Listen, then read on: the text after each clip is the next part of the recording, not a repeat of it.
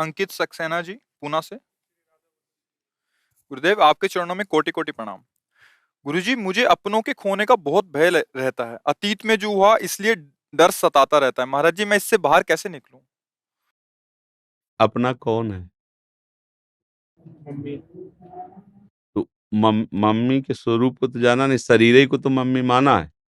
नहीं, ये पहले नहीं था किसी का शरीर, और ये तो पक्का है बाद में किसी का नहीं रहेगा।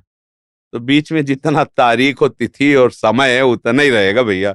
अब चाहे तुम इसे भगवान को गाली दो और चाहे उनकी जय जयकार करो, इससे कोई मतलब नहीं है। ये ऑफिस केवल टाइम के लिए है बस। जितना तुम्हें टाइम दिया गया है उसी इतने इस ऑफिस में रहोगे। नहीं, ये ऐसी ऑफिस है कि तुम्हारा टाइम खत्म होते ही इस ऑफिस को भी नष्ट कर दिया जाएगा, तुमको भी हटा दिया जाएगा, इसका अस्तित्व मिटा दिया जाएगा। ये ऐसी सरकारी ऑफिस है, इसका सबसे पहला काम होगा इसको मिटा देना। नहीं होता? जहां ट्रांसफर हुआ ऑफिसर का तो उसकी ऑफिस पहले नष्ट की जाती है। तो इसमें परेशान क्या होना है, तो जाना ही भैया। इसी यही बात हमारे मन में आई थी बचपन में, जब हम कक्षा 5 में पढ़ते थे। तब हमें यही बात आई कि अम्मा मर जाएंगी, पिताजी भी मर जाएंगे, यार कोई भी यहाँ टिकाऊ नहीं, सब मरने वाले हैं। अब पूर्व का ऐसा कुछ था तो हमको टिकने नहीं देना था, इसलिए लगा कि हम किससे अपनापन करें। यार सब कोई नष्ट होने वाला, कभी भी कोई मर सकता है। कोई तो ऐसा होना चाहिए जिससे हम प्यार करें और वो सदैव हमारे पास रहे। तब एक रास्ता निकला कि एकमात्र भगवान के सिवा और कोई ऐसा नहीं। 11 वर्ष में तो घर छोड़ दिए थे, भाग पड़े थे भगवान की तरफ। तो अगर ये बात आपको चुभ रही है कि कोई अपना नहीं, अपनों से वियोग ही होगा, तो ऐसे अपने हैं श्यामा श्याम, पकड़ के देख लो, कभी अनंत काल में भी वियोग नहीं होगा। क्योंकि वो अविनाशी है और तुम भी अविनाशी हो। तुम्हारा शरीर विनाशी है, तुम अविनाशी हो। अगर अविनाशी श्यामा श्याम को अपना मान लो, जो चाहो मान लो, वो तो बड़े कृपालु है। कोई उनको बहन मानता है, कोई बेटी मानता है, कोई स्वामिनी मानता है प्रभु को, कोई सखा मानता है, कोई पिता मानता है, कोई पति मानता है, कांता भाव गोपीजन प्रीतम। ये ऐसे कृपालु कि इनको जो चाहो मान लो, पर इनको मान लो। अगर इनको मान लो तो ये प्रश्न खत्म हो जाएगा कि अपनों के बिछुड़ने से। और यहाँ कोई अपना नहीं, सपना है सब। पता नहीं कब तक ये शरीर है, इसका कोई भरोसा नहीं। अभी आप गेट के बाहर रहेंगे कि नहीं रहेंगे, कोई भरोसा नहीं। अभी हम जो बोल रहे हैं अगला शब्द बोल पाएंगे कि नहीं, इसका भी भरोसा नहीं। ढेर पानी का बुलबुला किस समय फूट जाए, इसका कोई भरोसा। अब क्या प्यार करे यहाँ। यहाँ तो अज्ञान की दशा में नहीं कहते कि हम जन्म जन्म का हमारा आपका संबंध है। किसका संबंध है जन्म जन्म का?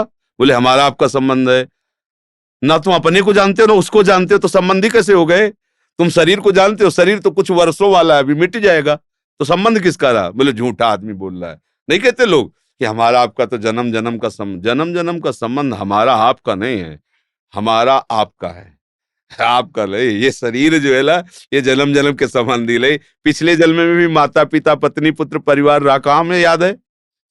अरे इसी जन्म में हम माता के गर्भ में 9 महीने रहे, कुछ पता है हमें क्या हालचाल थे हमारे? लभी नहीं पता।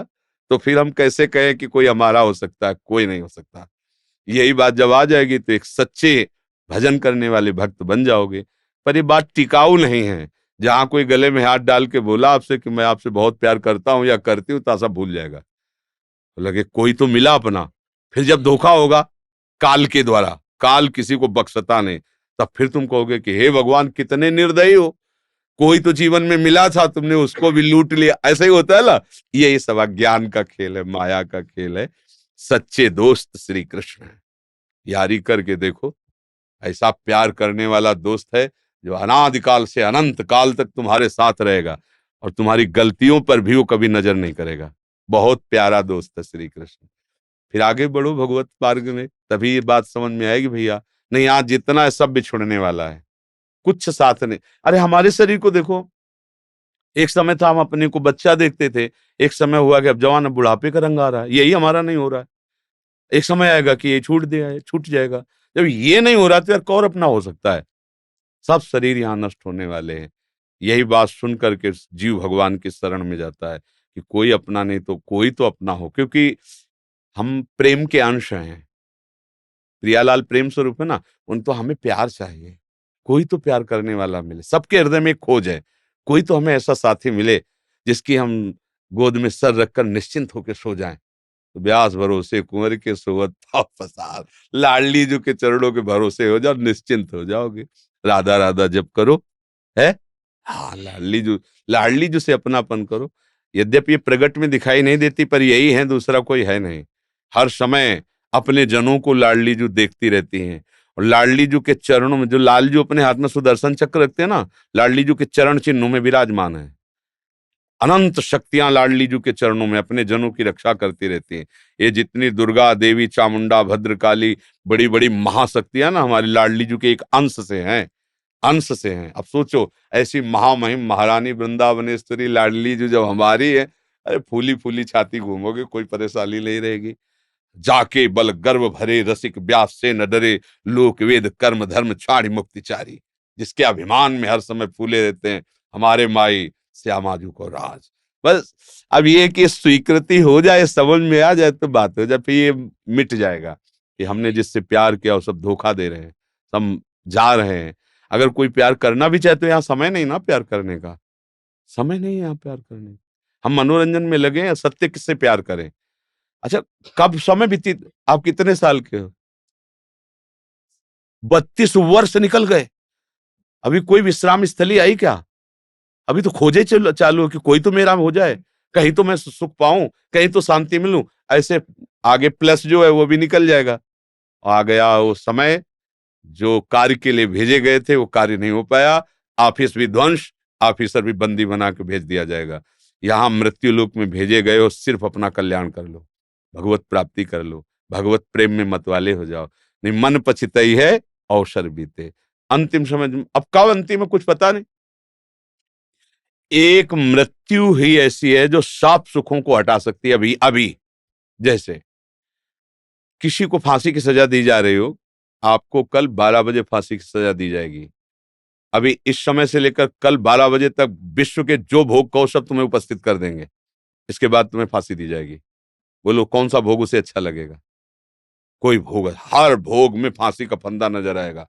कल 12 बजे, आप क्या यार, जब मरना है तब क्या यार, सब गया ना, तो मरना उसको तो पता है कल 12, हमको तो 1 मिनट का नहीं पता है। हम कितने बेपरवाह हैं, कितने मूर्खता में समय नष्ट कर रहे हैं। अगर हम भजन नहीं कर रहे, प्रभु का आश्रय नहीं ले रहे, तो हम कितने मूर्ख। एक एक मृत्यु का भय संपूर्ण सुखों को रौंद दिया, और वो मृत्यु हम पर आने वाली उसका तो निश्चित हो गया कल 12 बजे। लेकिन मेरे को तो ये भी पता नहीं कि 12 सेकंड बाद है, मुझे कुछ पता नहीं। मुझे तो बहुत अलर्ट रहना है, कब कहां कौन सा रूप मृत्यु लेकर आ जाए, हमारे शरीर को नष्ट कर दे। हम जिस काम के लिए आए वो काम, हम काम के लिए भेजे गए, भगवत प्राप्ति के लिए। साधन धाम मोक्ष कर द्वारा, पाए न जे परलोक संहारा, सो परत दुख पावई, सिर धुनि धुनि पछताए, काले कर्म ईश्वर मिथ्या दोष लगाए। इसलिए राधा राधा जपो, इसी में शांति और आनंद मिल जाएगा।